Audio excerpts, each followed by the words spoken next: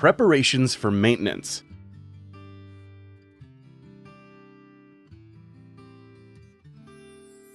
If the inverter generates a 2062-2 alarm, please take the following actions.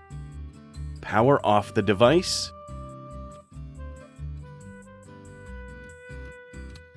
Check whether the PE cable of the device is properly connected and is not loose or damaged. Lay an insulation pad before measurement. Remove the power control module and battery packs and place them on the insulation pad.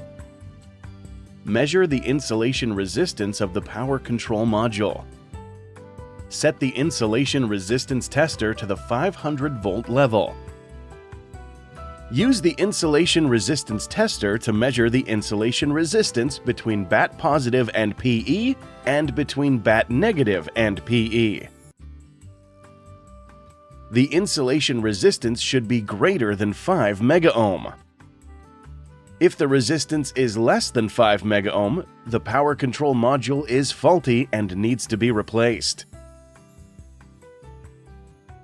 Measure the insulation resistance of each battery pack in sequence. Set the insulation resistance tester to the 500-volt level.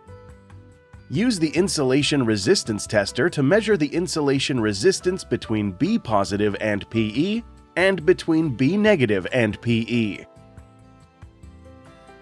The insulation resistance should be greater than 5 megaohm.